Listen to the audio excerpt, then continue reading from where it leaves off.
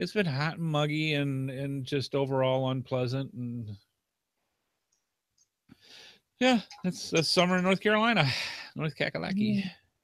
Yep. That's why everybody else I'm seeing that's going out geocaching, they're in Virginia and Ohio and New York and whatever. So they're still up in the cooler parts of the country instead of down here sweltering. Although you get out to the coast in Virginia, it can get pretty pretty nasty during the summer too. Oh yeah, you get that heat and all the stuff off the coast. But yeah, that's actually if you could get near the beach, I would love to go right about now. But it's like forget it until after Labor Day. It's go during the week on a Tuesday or something if you're in stuff because. So when's Labor Day for you? Labor Day, September something. September 8th or 5th. It's like is it the first Friday or second Friday of September or something like that? Something like that. Monday or whatever. Yeah, it's the first Monday in September, usually, I believe. Something. We're Americans. We don't know facts. We don't know facts. It's whenever my work calendar tells me I got a day off. Exactly. I like those sort of work calendars. Exactly. We don't have anything till our Labor weekend in October now. Yeah. Yeah, so we had 4th of July, so summer's officially almost over. It's halfway through. Yeah. Even though it started officially like 3 weeks ago. A week ago. Yeah. So yeah, we got you got through the dog days of summer, which is through October or through August, and then it ends the first week of September. Yep. All part of the fun. All right. I think we are just about ready. You guys ready? Sure. Yeah, I'm just tweaking the overlay a bit. All right. A bit, but who cares? Yeah, please do. We're going to have you actually download a picture of yourself. That one picture you do for Facebook looks really nice. And download it onto your Google account. I'll do it at some point. You know me. The silhouette of the mystery person. Yeah, that's actually better. You need to change that to we hydroplaned to the win of the America's Cup. Oh yeah. Well, put it this way: there's a parade in Auckland at the moment. Apparently, it's Tuesday. I think it comes down to Wellington. So the sports mad freak I work near tells me. Wow. Anything to take our mind off the Lions beating us in the second test at the weekend. Not good. Not good. I never got into yachting. I never got into the races for that. Speedboat will catch my attention, and especially when one flips over. But other than that, these aren't boats. They're basically kite surfing. Yeah. On bikes. Yeah, pretty much. I used to watch the America's Cup when they had yachts. Yes. Now it's like the monohulls. It's not even a catamaran because they're hydroplaning with the catamarans up out of the water. Yeah, so it's a blade. Yeah. You guys are just jealous because you didn't twig that you could stick people on bikes and get more power. We'll leave that to. Rather than that. Yeah. I'll leave it right there because I don't want to offend all the biking people out there. Well, I'll take it. Come on. It's like any minor sport. Whenever your nation has a success in it, everybody's an instant expert. Absolutely. Next, they'll have doping scandals in the America's Cup. He was on God knows they sue everybody already. So yeah. Anyway. All right. I think we can do I've not seen an America's Cup themed geocache yet. We should. We should have one. Yeah. That would be interesting. We'll have to think about it. All right, folks. Thanks for stopping on by. We've got lots of stuff to talk about tonight and go from there. So sit back, relax, get your favorite libation, your favorite snack. The Geocaching Podcast is coming at you right about now. You want to know how to find it. Seek it out when they hide it. You know it's in the bag when it's an easy grab. But come on, take a chance now. Go, geocache. And if you need help, we're right there in the flash.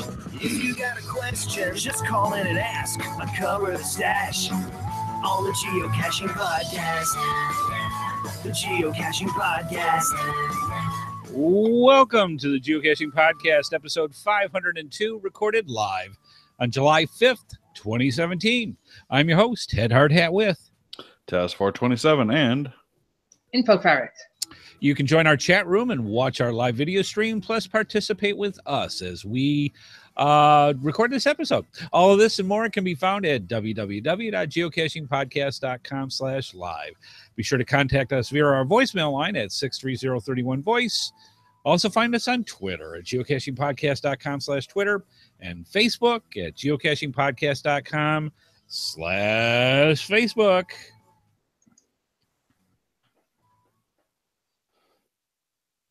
This episode is sponsored by our good patrons of the Geocaching Podcast. To become a contributing patron, simply click on the Patreon logo on our webpage to help keep our podcast going. From all of us at the Geocaching Podcast, we thank you. So see what happens when you take off a week.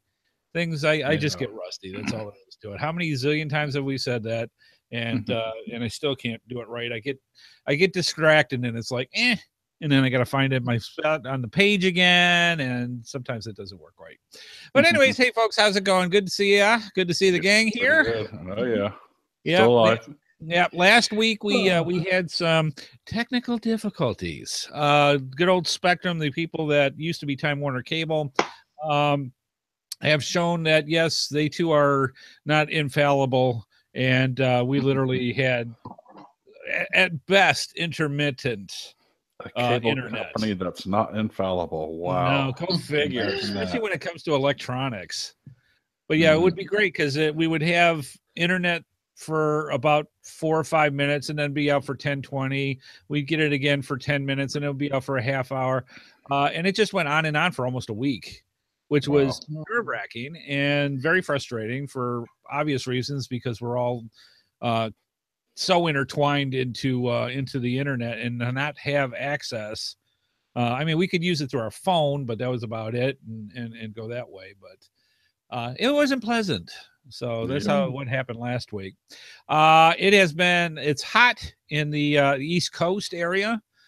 We've been in the low 90s for about a week and a half now. Lots of thunderstorms. It's almost like Florida.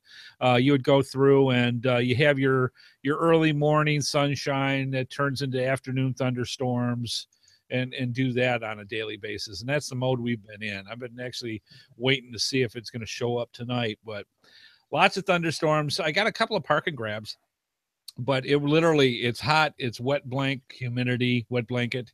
And dodging between the raindrops. It just makes geocaching an interesting way to go when you have those kind of, because you never know, because the way the storms that they hit here, you might get a little sprinkle or you might get a deluge. And there's no way by looking on the weather map of what exactly is going to hit you when it does, because it literally pops up out of nowhere. It's just like, I'm here, douche, and you're done. So it makes it planning a lot more difficult. But Taz, how's it off on the West Coast? Oh, the weather's been pretty nice this past week. So we dropped finally out of the mid to upper 100s down into the mid 90s, and with the low humidity, it's pretty nice. Managed to get out and grab a few puzzles that I had solved on the way to the Canada Day event.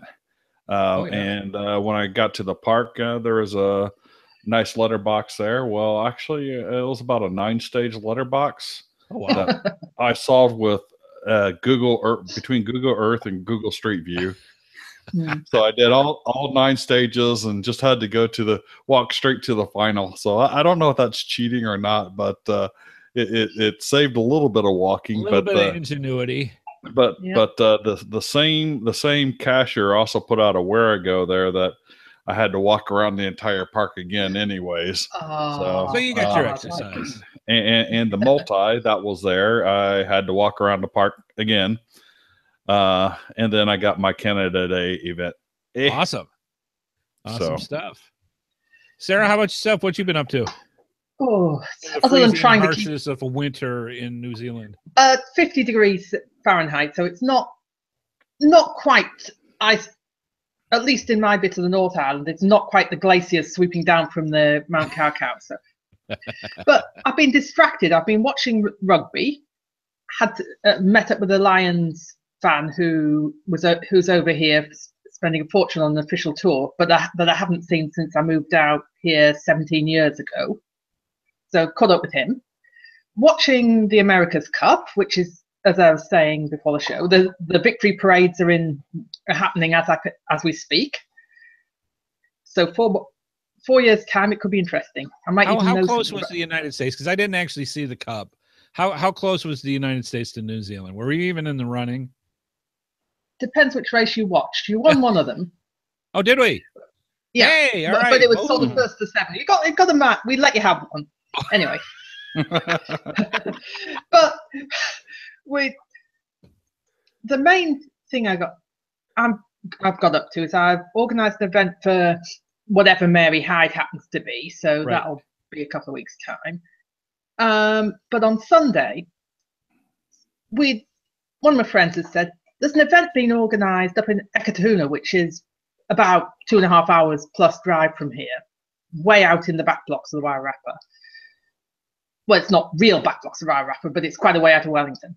The sort of comment is, it's a new geocacher that's organised. There's not many people turned up. Shall we have a posse going out from Wellington? And I sort of thought, yeah, okay, I can be persuaded to that. And then she had managed to convince another person at the school she works at to take up geocaching, and she seemed to quite enjoy it. So we thought, okay. And then we discovered there was a CETO being held about another hour or so's drive from the event. So we thought, okay, let's get thinking. And we thought, well, how many cache types can we do in a day? There you go. And ignoring a couple in Wellington, which I want to keep for other things, or I'd already got, Rosalie NZ ended up with 9 different cache types in a day, including the event. Nice, so thank you to everybody who has placed the Earth cache, the mystery, the trad, the virtual, the multi, the event, the CETO, the Wherigo, and the letterbox. So thank you. And thanks for a special mention to Marissa, who helped us out when we were halfway through the Wherigo, couldn't work out what the heck to do next. And she just was driving past and gave us a nudge on the way, and we got it. So the new cacher just has the pleasure of catching up with lots of logging. Wow, lots of things to pick up on. That's excellent. Yeah, that's the most cache types you can get in New Zealand. No webcams? Without them. There are 3. One's down in Christchurch. There's 2 up in Mount Maunganui, which are very iffy and out of action half the time. Okay. So it's as much as you can get in mainland New Zealand without a mega event. Yeah. Right. Yeah, and then usually it's kind of hard to get a separate event type or a CETO on the same day as a mega. Not a problem. We've managed it a few times. Well, I have to admit, Christchurch Mega did it, so that's where I picked up my 12 types. That's excellent. Yeah, I have to admit, I have more fun on an afternoon adventure getting all the different possibilities of types of geocaches than the numbers. It's just something about it. It really is. It's just different mindsets that you have to look at each different geocache to go figure out. So, and actually, Rosalie's a bit good. I think she was finding there's 1 or 2 that we found, but she was getting them before we were. And I don't know if that sort of a different person sees things differently. Oh yeah. You look for the obvious, and then somebody else spots it where it isn't obvious. Oh yeah. Yeah. Think about it. I mean, once you get X number of geocaches under your belt, you have preconceptions of what you're looking for.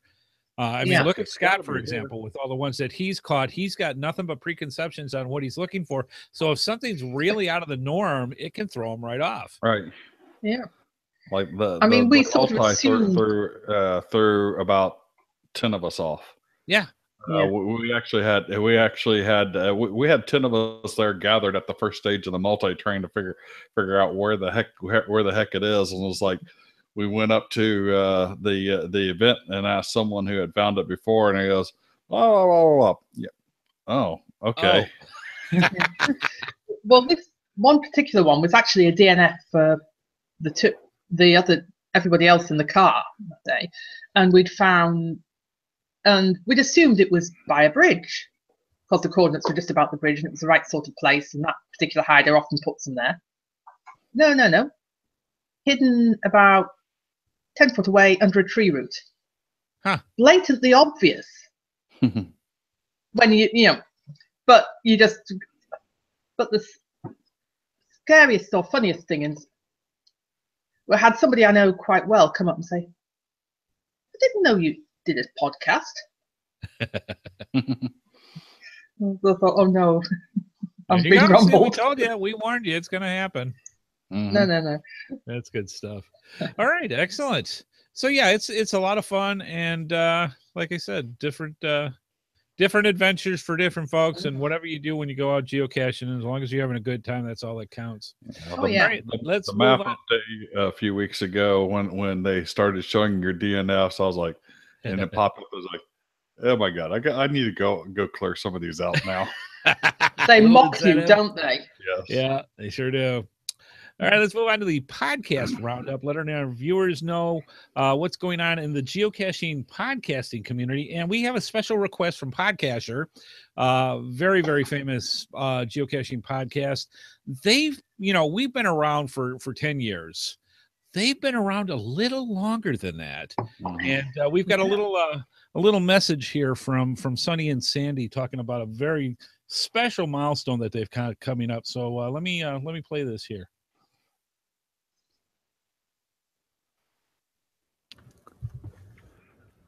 Hey, this is Sunny and Sandy from Podcaster, and we'd like to invite you to listen to our next show, which happens to be show number 600. It will be released Monday, July 10th, which is exactly 12 years since show number 1 on July 10th, 2005. And we have a very special interview on show number 600. Now, we're going to be chatting with somebody who played an extremely key role in the flipping of the big blue switch. And we'll be giving away a ton of prizes if you enter at podcaster.com/600 contest. All right, so come on over and join us at podcaster.com. You can find the show at our website or on iTunes or through one of our free apps. Hey, thanks everyone, and keep on caching.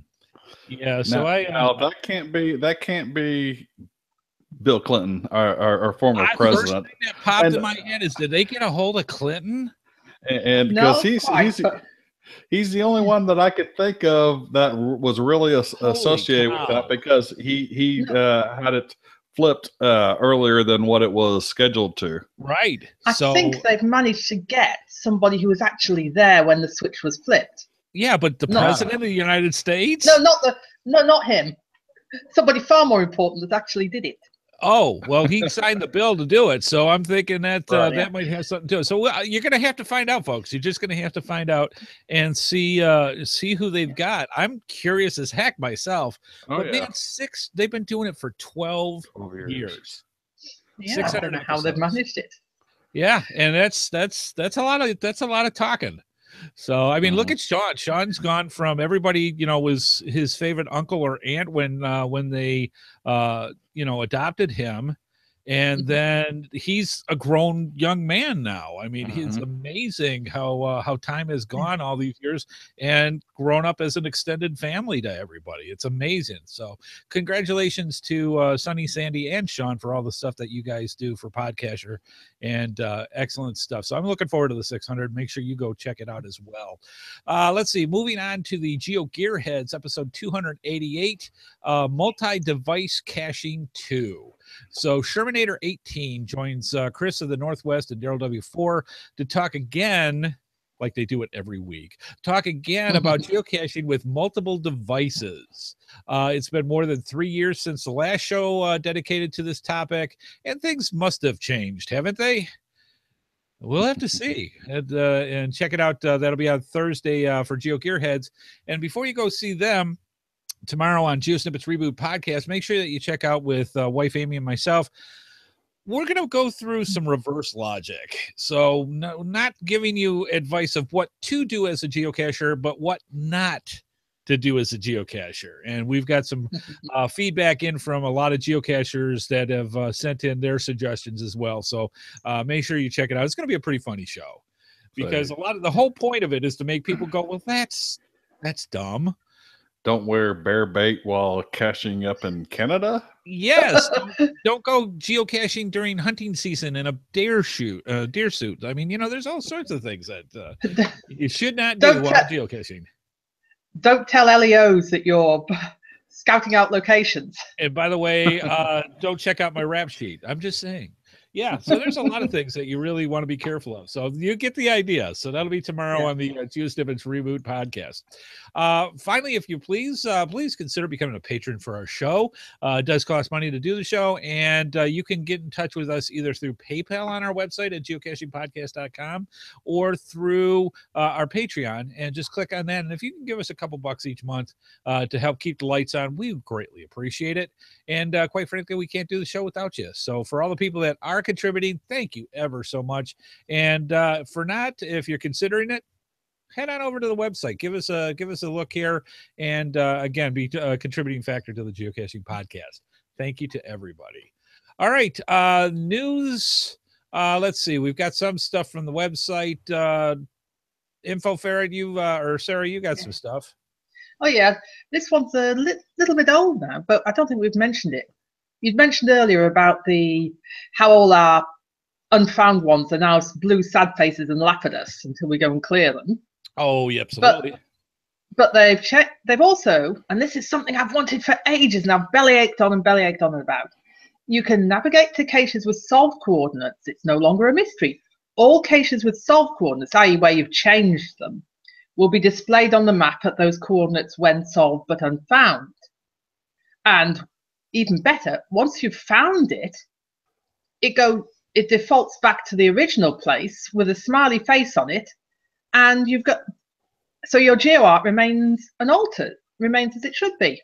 Very nice. As long as you found all. Kudos geocaching on that one. I like it. As long as you found it.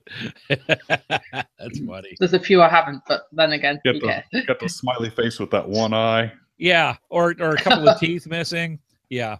A friend of mine reckons that jigsaw puzzle piece looks a bit like an old-fashioned camera with a lens sticking out.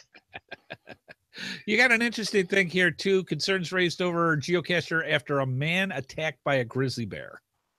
I was going to get you guys to talk about that because it's more your side of the planet. Okay, well, let's see. Well, it's the northern part. It's the hat of America, which is Canada. Let's see. A grizzly bear attacked in the Water Valley area northwest of Calgary is raising questions about the practice of geocaching, an outdoor activity similar to a treasure hunt in which people try to find containers and small prizes by using GPS coordinates. All right, well, that's a nice little summary.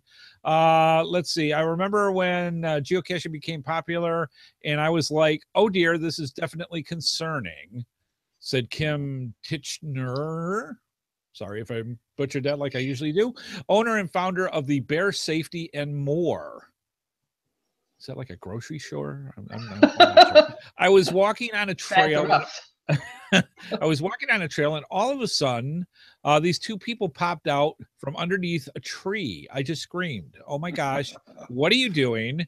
And they said, "We're geocaching." Were they wearing bear suits? I'm not quite sure about this. This is probably going to result in somebody getting hurt at some point because you're quietly moving and you're crawling underneath trees and bushes, trying to find things, and that's why you use a skateboard. And so I think at the end of the day, I could totally see somebody surprising a bear in a situation like that.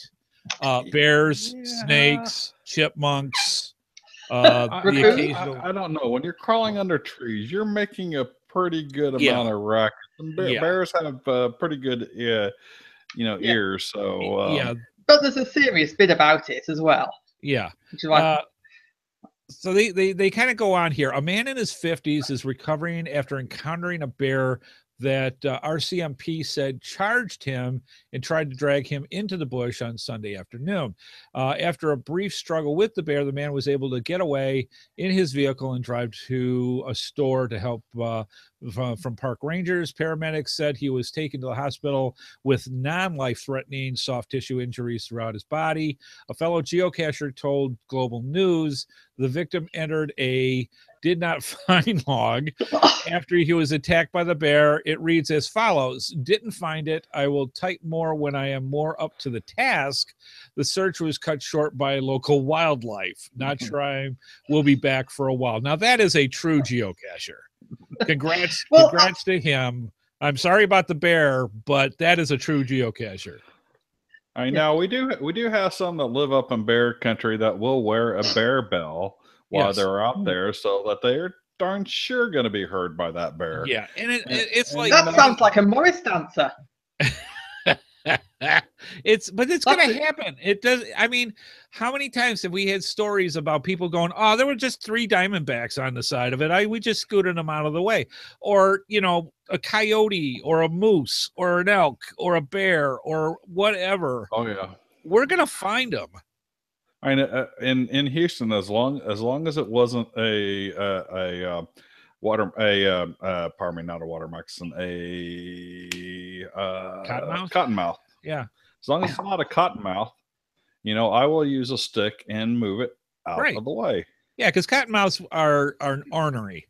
Yeah, and they will come after you if you tick them off.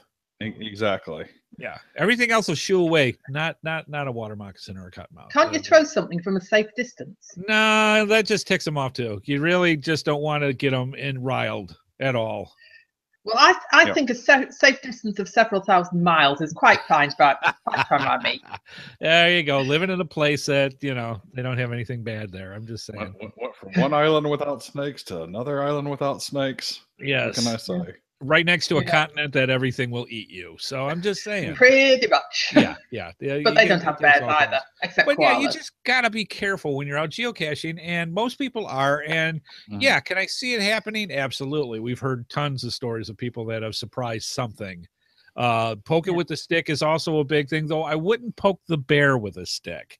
I'd put a little caveat on that. It's like, hey, that's what the Lions did to the All Blacks at the weekend. There you go. Yeah. So don't poke it with a stick. It's not good.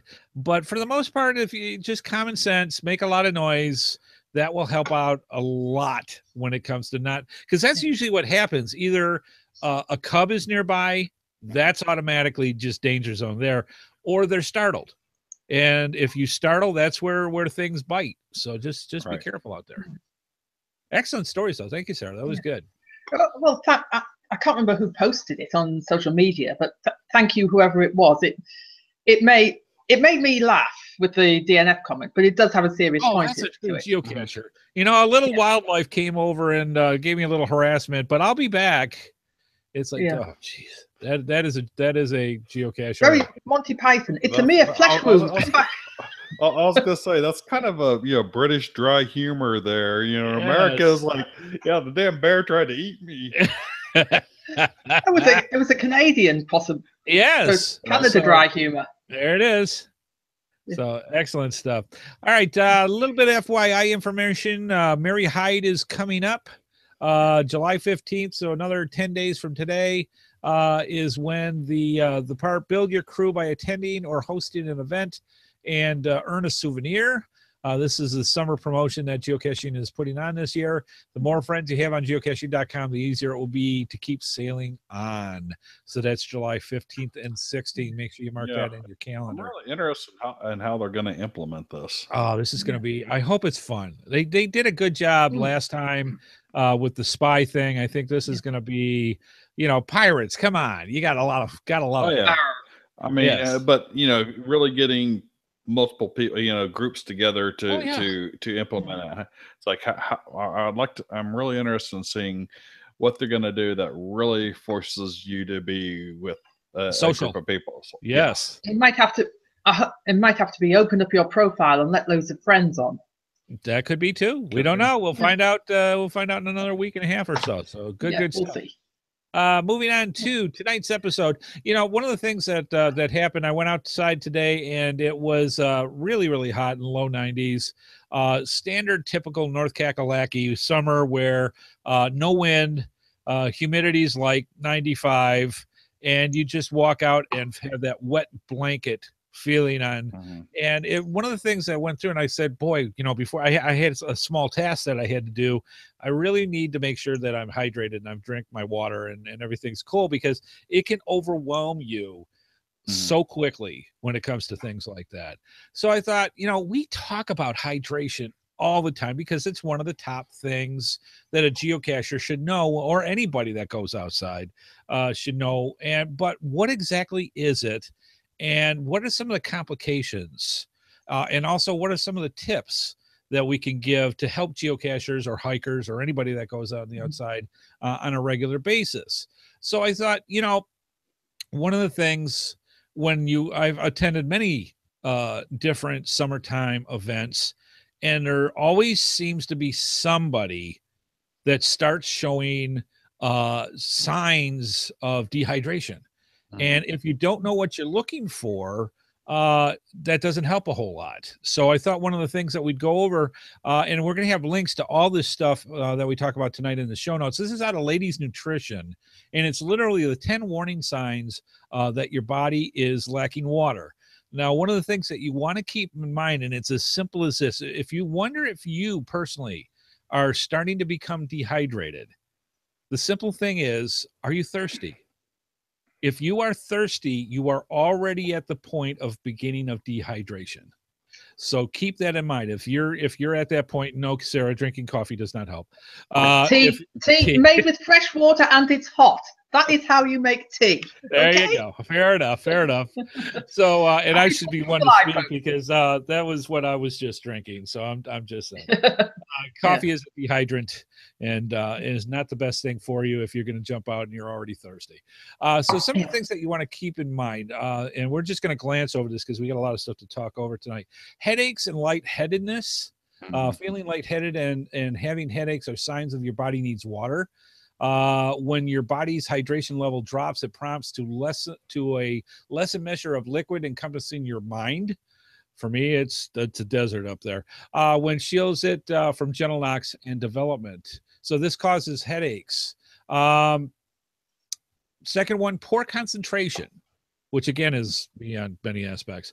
As the human mind is comprised of about 90% water, it certainly gives hints when it's drying out. The absence of it in the mind can influence your mood and memory. Lack of hydration can also cause difficulty in focusing, forgetting things easily, and troubles in communication. So something you want to consider if you're seeing these signs in somebody else or yourself. But usually, if it's yourself, it's the frog in the boiling water principle. You don't realize it. You can't solve that field puzzle, and you can't communicate what you're trying to do to a phone a friend. Drink some water. You might want to drink some water. Yeah, very much so. And I'm not just talking the standard math problems that you can't figure out. Any geocacher has that problem. But yeah, something you definitely want to consider when things are going on. Dry mouth and bad breath. Having bad breath is another sign that your body needs water.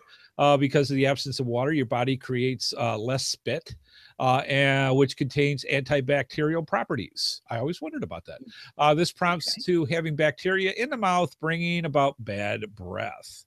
So there you go. If you're sucking down those mouth mints, then that might be a sign. Constipation and other issues. Water greases up the stomach related framework and helps keep the stomach related tract clean. This helps in the prevention of constipation. Besides, when you lose a lot of liquids because of vomiting or diarrhea, the stool can become harder and you can become constipated. The absence of water in the body can even bring about acid reflux and heartburn. This is one that I think is my biggest problem. Seriously, food cravings. Whenever you have sudden cravings, drink a glass of water before eating something. Whenever dried out, your body sends false flags that you're hungry when really you're thirsty. So keep that in mind. I've had that all the time, and it does work. If you have a glass of water when you're hungry, it kills the cravings. Let's see. Reduced urination and change in color. When you are not utilizing the restroom at regular intervals, your body is likely liquid deficient. A sound measure of water admission results in urinating 4 to 7 times each day. As your body discharges poisons through pee, not urinating at normal intervals can be dangerous. Yeah, if your urine is the color of Tang, Yeah. you're dehydrated. Yeah, definitely. Yeah. Yep. Lethargic and fatigue. When you're feeling lethargic and exhausted, it can be because of dehydration.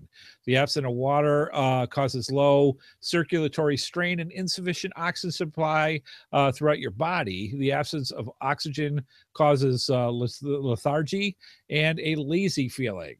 And again, the jokes are there. I'm not, this is serious stuff. Moreover, when you are dried out, your body needs to work harder to guarantee a proper blood course, transporting supplements. And so let's see, I'm going to move on. They've got a nice little warning signs that your body's lacking. And we're going to have links to this as well. Number 8, muscle and joint pain. Water is an imperative segment of solid joints and ligaments because they contain about 80% of it. At the point when your body needs water, your bones begin pounding against each other, creating torment in the joints. Wow.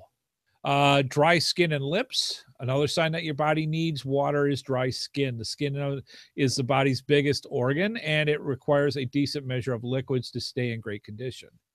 Low level causes less sweating, which implies the body is not ready to wash away overabundance of oil aggregated on the skin for the duration of the day. Moreover, as water flushes poisons from the body, lack of hydration builds the danger of skin breakouts, dermatitis, and psoriasis. So, wow, again, good stuff. And finally, number 10, accelerated heartbeat. Being dehydrated will cause lessening in plasma volume. This influences blood course and expands your heart rate. Specialists found that the heart rate changes a normal of 3 pulsates every moment for each 1% in body weight coming from dehydration. Besides, lack of hydration causes changes in electrolytes display in your body, prompting to low circulatory strain. Because of the additional weight on your body, heart palpitations turn out to be faster, and this can cause panic or anxiety.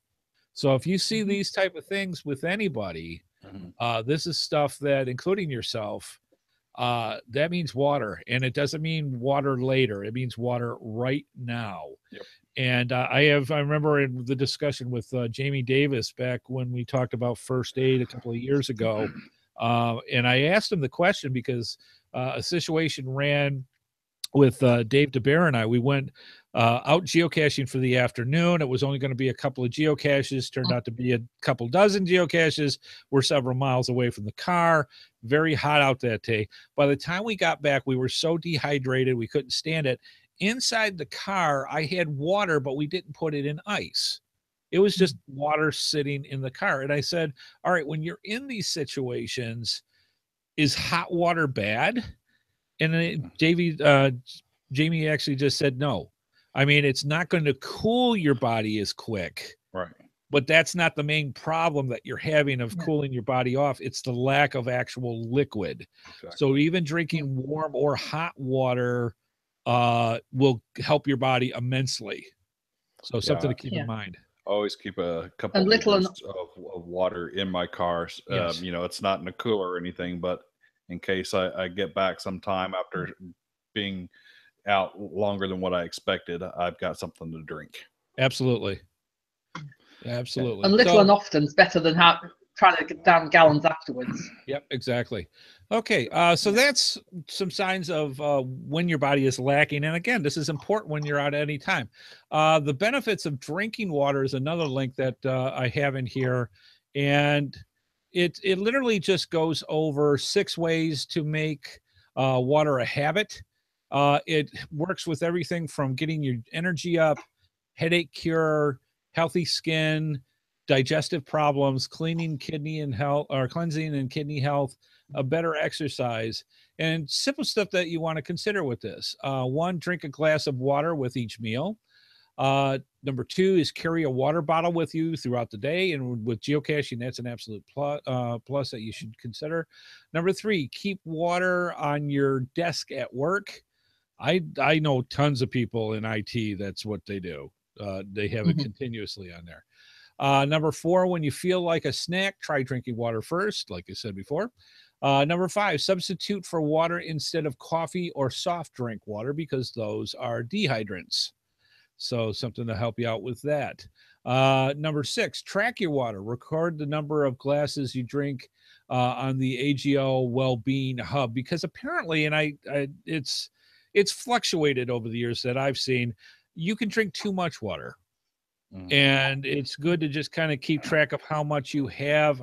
The amount varies, but as Chad drinks his water, and Sarah drinks her tea, and I've got my water jug right here. I'm just saying, I had the coffee, now I got the water. That's a different one. Yeah. So that's how that works. So yeah, water is definitely, keeping you hydrated. You can see the benefits to it. And again, all the details that we have on this, we'll have in the show notes for you to check out the links with that. Some of the things that I thought were also very interesting are 6 foods that keep you hydrated. And this is something that makes total sense, but I never would have thought about it until I actually read this. 6 foods that keep you hydrated. This is from Vitaful, and it's also good for good digestion. Cucumbers are 96% water. So, that's what makes those salads a little bit better with, a little more juicy because you got cucumbers in them. Zucchinis are 95% water. Tomatoes, 94% water. So these are things that you can, keep yourself going and keep yourself hydrated with. My absolute second favorite, because my favorite's after that, pineapples are 87% water. Love pineapple. Great stuff. And then one of my absolute favorites, watermelons are 92% water. And that definitely. And then finally strawberries. So that's one easy way to keep kids hydrated. Get that watermelon. Absolutely. I mean, it might be a little harder to have them suck on a zucchini and try to get the water out that way, but definitely pineapple, watermelons, and then strawberries, which are 92% water. Kiwi fruit. Yeah. But those basically especially. most they're also pretty high on fiber and other stuff as well. But basically any fruit, any berry, there's a fairly high water content, and basically what's in season, what's affordable, and what you fancy. Absolutely. Yeah. And so you do that instead of the granola bar if you're actually working more on the hydration aspects. They all have their purpose, but for this it's more of just getting a little more water in your intake when you're out geocaching. Good thing to consider. Another one that we had on here, and we'll go from that. I broke this up into 2 things. I looked up there's camelbacks, which we'll talk about in a few minutes, and then hydration packs. And basically hydration packs, the difference of them too is a camelback is much more something that is geared specifically for a way for you to hold water as a pack person. In other words, somebody that's just going to need water as they're walking, and that's all that they're basically using this for. A pack has more things that you can actually put into it. So it's almost, think backpack almost when you go for an actual hydration pack. Yeah. They're geared for the water holding, similar to a camelback, but there's other things that you can go into it. So I looked up what was the top 5 best hydration packs. And Chad, if you want to just kind of go down the list there, we'll just kind of do the bottom line and the pros and the cons on it. So I'm just going to fetch a couple of hours. All right. The top one that they had there is the Camelback Rogue. Bottom line, if you're looking for a rugged hydration pack with a trusted brand that combines comfort and durability with ample water storage space, you won't find a better option than this. Yeah, camelbacks are just on the top of the list. They just are. All right, this one's large, 3-liter bladder and strong nylon, holds up to extended outdoor user-friendly features. I personally use a 3-liter Camelback when I'm going to be hiking for long periods of time. Otherwise, I've got water bottles for shorter periods of time. Just knowing how much water that I need. Yeah, Chad, when you use the 3 liter, how much heavier? I mean, obviously the weight, there's going to be a factor, because the ones that I've seen are usually 3 liter, 2 liter, or 1 liter are kind of the breakdowns that they have for those. So is it 3 really? Is it too heavy? About 5 pounds. I mean, it's about 5 pounds of water, between 5 and 6 pounds. I mean, there's only 8 pounds of water in a gallon. Yeah, that's true. Yeah. So there's only 8 pounds in a gallon, and you're talking about 3/4 of a gallon. Yeah. So all right. Yeah. That's not too bad. I mean, for distributed on your shoulders to go through. Yeah. Right. I mean, I just dashed around. Sorry about the breaking service. I grabbed a couple, and because we tramp. This is a basic Camelback. It's a 2 liter or 70 ounce, I think, on the label. But the good thing to check, because there's a lot of different varieties, is the sort of bite valve bit at the top, at the end, the bit that goes in your mouth. Can you get spares for them? Because you lose. I've lost a couple of those on the trails, and some brands are easier to find spares for than others. And also, are they easy to clean? These ones have a really big, wide mouth at the top, so that makes it easy to clean. Right. We just empty them out, run some water through to clean them, and leave them in the freezer to keep empty until they're needed again. That's what I was going to ask, because I've heard that more than once about leaving them in the freezer. One, it cuts down on the bacteria possibilities, and 2, it's easy to clean, is what I heard. Yeah. So, I just use water in mine. I don't put anything beyond filtered water in there. Right. So I air dry mine. So water is only going one way through mine. I will periodically go ahead and take the hose off and clean the hose out. And periodically I will wash the inside, but it's relatively microbiotic, right. killing. So a little bit of it's not gonna build up. But I think if you wind up having something that is a sugar source to the algae or something like that, then that's where you're gonna run into problems. Right. Yeah. What now? Camelbacks I heard are a little more on the pricey side, but you get what you pay for, is what I've heard. This one's a different brand. I did tell you I've got a family of trampers. Oh yeah. This one's don't know if you get a company called Kathmandu over in your neck of the woods. Not ringing a bell. But I know they're in the UK. Yeah. But their one, rather than having the sort of valve there, they've got a bit that's, of course, now try and do it on air, it won't. Slide, yeah. It slides off the top and it opens like that. So that's really easy to fill and empty. And again, you can get replacement valves and all the rest. So, but what I do occasionally, most of the time I just have water in. Occasionally they've had sort of sports, sort of rehydration things when the lads have been off doing adventure races. And probably about once a year, we'll empty them out. We'll put a very, very dilute solution of bleach in. We're talking just a couple of drops of bleach in, leave it for a few hours, and then run it through with several changes of water just to make sure that any bugs in there have been suitably nuked. That's it. How hard are they? I've never actually used one before. When you get down to that last, 8 ounces in there, is it any different than when it's a full pack? I mean, is there? No, it's lighter. I imagine the pack's lighter. But the where the hose attaches is at the very bottom of that, so it all funnels down to the very bottom. Gotcha. And maybe the last 2 ounces. Yeah. But when you're at 8 ounces, you're drinking like you were at full 3 liters. Right. All right. Good to know. Good to know. I mean, I'll take a pack like that, water bladder like that with me if I'm doing a day hike.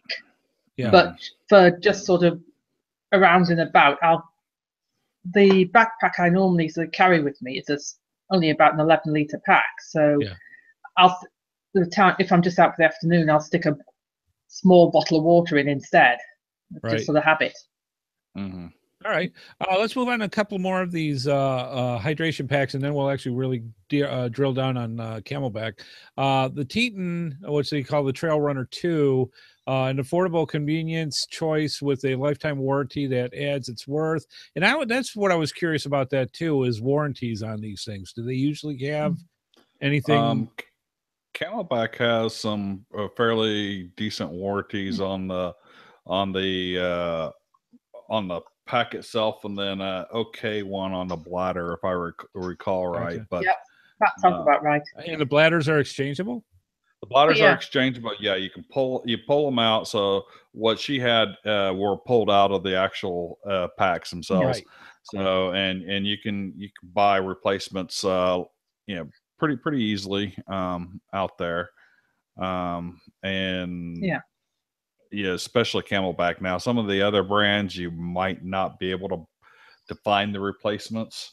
Right. There you could still pull them out, but it'd be harder to find the replacements on some of them. I mean, what I'd say is, if you're thinking of buying a hydration pack of some sort, is have a think about what you're likely to want it for, right? And effectively decide you're buying a backpack with a bladder that fits with it.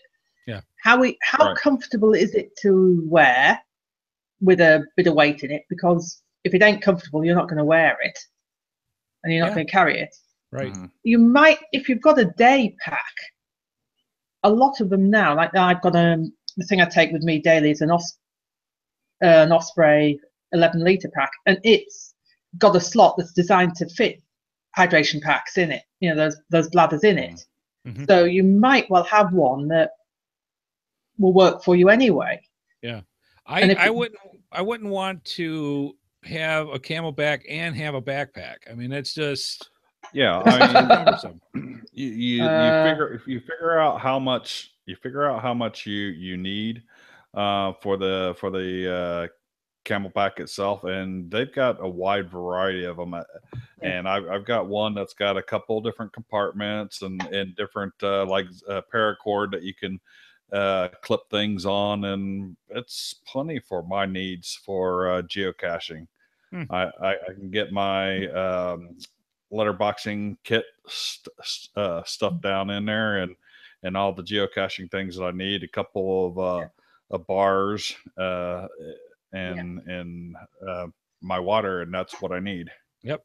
Excellent. Yeah, I mean, as I say, treat it like you're choosing a day pack for whatever you want to do. Right. I mean, we've got everything from, because the lads do a bit of adventure racing. They've got everything from really small ones that are basically a pack, a bit like the Camelback one that you're saying there. A very small pack, mostly just something to hold the bladder, and say room for car keys and possibly a cell phone and a muesli bar or something, not much else. Right. Through to 70-litre rucksacks that just happen to fit the same bladder in it. So it's, you choose what you want to take with you for what you're planning to do. Absolutely. Okay, so for the Teton, they also said the best value for those who want to carry water and not much else. The third one they had is the High Sierra, which is they call the Quick Shot 70. Now, all these, if you go to the link, it's going to have Amazon pricing that you can just click on and see how much they want for it. A rugged hydration pack, but others on our short list are more spacious and often better quality. So just out of curiosity, I'm just going to look real fast for the price. Now, the Camelback that we originally talked $40 at the bottom of your link at the moment on Amazon. Yeah, for that. 69 for the high price Camelback 2016 Rogue Hydration Pack is what they had on that. For the High Sierra, where they're saying is, little middle of the ground for that. Like Sarah said, $40 for that. So you got a $25 difference between the high end and the middle ground. That's not that bad. Right. I mean, if you think about it. And the quality of the pack build and quality of the bladder, and that's where the difference comes in. So if you're going to use it 2 or 3 times a year, I wouldn't see why you'd necessarily want to pay the full price for end, Camelback. But if you're going to use it a lot. I was using it a lot when I bought mine.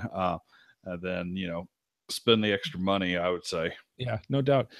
Camden Gear is number 4 on this. Hiking, running, biking. It says it may offer more space for gear and less space for water than some of the competitors. And then the other one is Unigear, which is a tactical hydration pack, and it's an acceptable option for extended outdoor time. And for those who want rugged looks and lots of space, the tubing may occasionally require maintenance. So let's see, just for the heck of it, what's the price on that one? $42. 42, yeah. Yeah. So, I would think you get what you pay for when it comes to stuff like this. But like Chad said, if you're out there a couple of times a year, middle ground might be more than acceptable for that. So it's up to you for how those go. And again, we'll have a link in the show notes tonight for all those. We also got the same people that did the review for the hydration packs. They also have the reviews for the best camelbacks that are in here. And we actually have one higher. Best of the best is the Camelback Mule. And I'm just going to check here real quick for the price. Okay, so it's still $64 is what they have on this for the Camelback Mule. Now that looks more like a pack to me than the packs looked. Yeah, it doesn't say how big the rucksack bit of it is. So yeah. I mean, look, just on the top of my head, the Rogue that you talked about earlier is more like a racing pack with just a little bit of room for, say, the essentials, like a muesli bar or two and your phone and your GPS and your car keys, whereas that will take your coat and an extra jumper. Look, I'm thinking New Zealand winter here. I'm thinking you need some warmth as well as your water. Yeah, no doubt. The Camelback Mule is what I have, but it's a probably slightly different look because it's like 5 years old. Right. But the remark on this, or the bottom line, it's a fantastic product, especially if you're able to bear the extra weight, because it's a bigger pack. The best Camelback on the market right now is the Camelback Mule, according to this. It's $64. I mean, it's not bad comparatively, right from the low end. The next one is the Rogue, which we just talked about. Number 3 is the Thermoback 3L. This one runs currently unavailable, so I don't get a price. I hate when that happens. 76 I've got coming up here. Do ya? All right.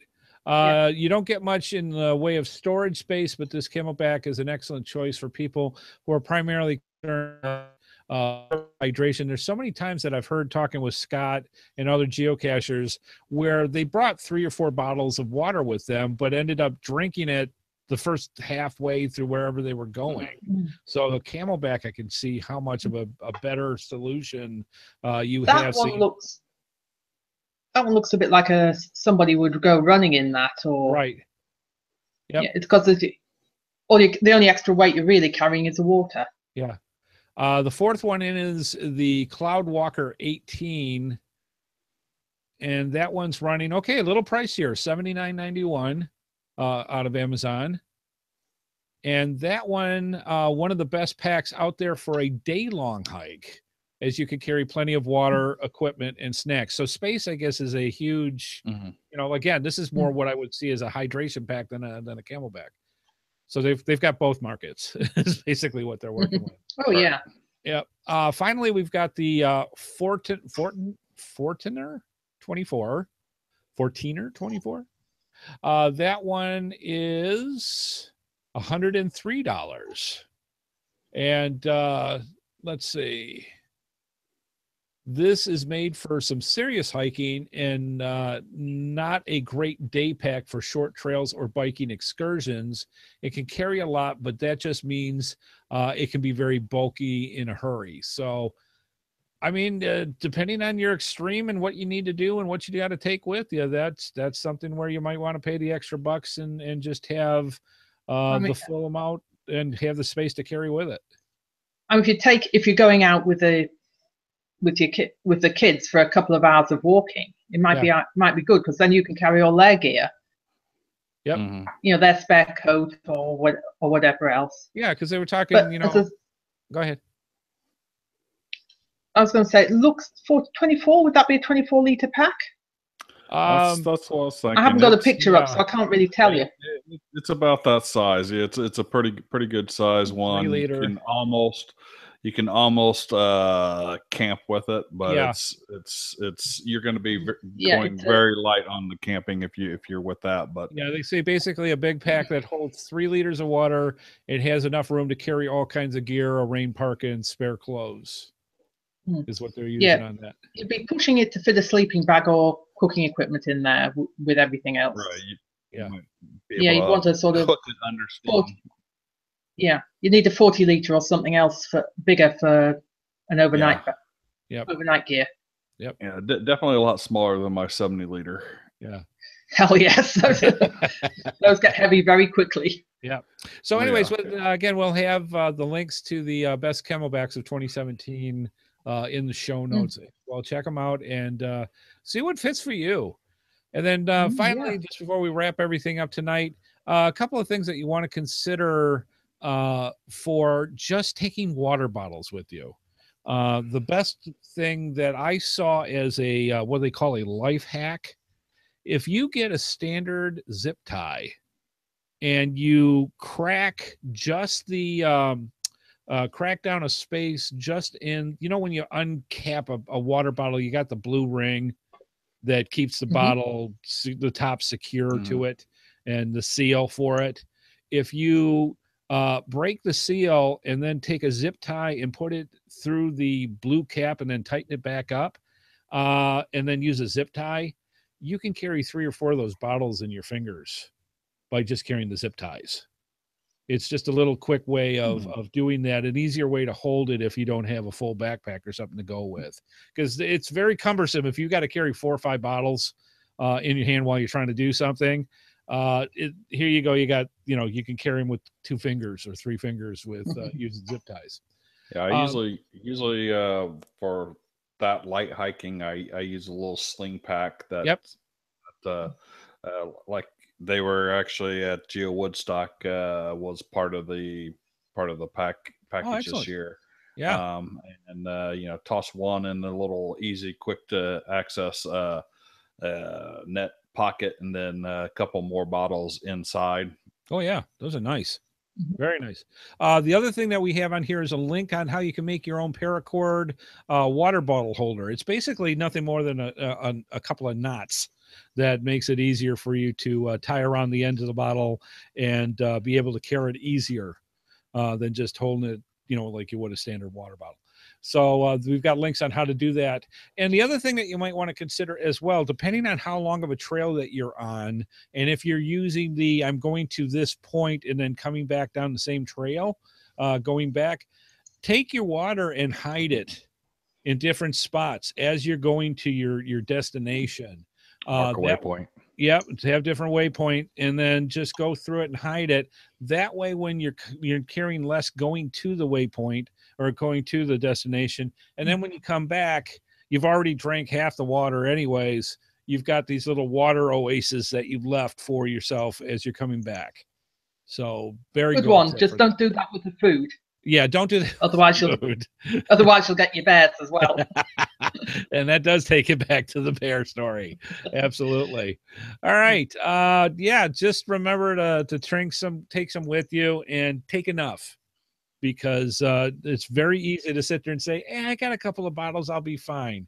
Not always works out that way. Yeah, we had one cacher with us. I'm not saying who that cacher's name is, but Mr. Burks. You know who she is. Oh, yeah. Down in Brazil.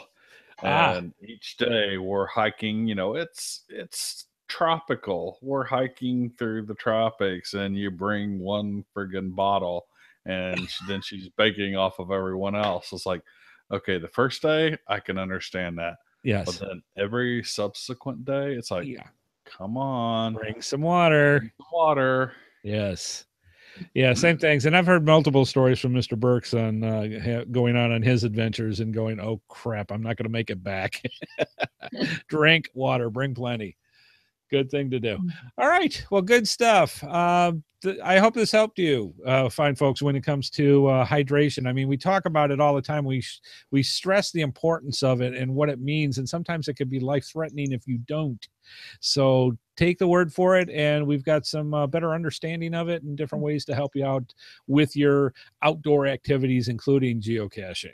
So excellent stuff. All right. Want to thank Chad and Sarah for all that you have done with this one. Thank you so much. And we thank you, fine folks, for stopping on by with us for the Geocaching Podcast. And we look forward to seeing you next week. All right. Let's get out of here. Thank you for subscribing to the Geocaching Podcast. Please be sure to join us each and every Wednesday at 9:30 p.m. Eastern Time for another episode of the Geocaching Podcast, right here on the Geocaching Podcast website at www.geocachingpodcast.com/live. The video version of our show is available on YouTube, and the audio version is available on our home website, iTunes, Stitcher, Google Play, and many of your favorite podcatchers. We love hearing from our viewers and listeners, so please visit us through our social media sites or contact us via our voicemail line at 630-31-VOICE. The Geocaching Podcast is a Headhardhat production, and it's produced by Andy Smith, Scott Burks, Chad Courtney, and Sarah T.S. This show is copyright 2017 by Andrew T. Smith. All rights reserved.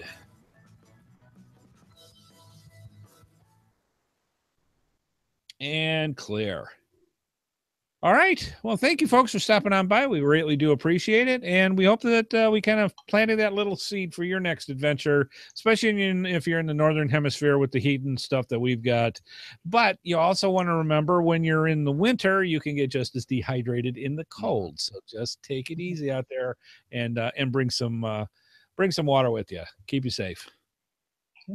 All right. Good stuff, folks. Glad you came along. And we will see you next week on the Geocaching Podcast. Bye-bye, folks.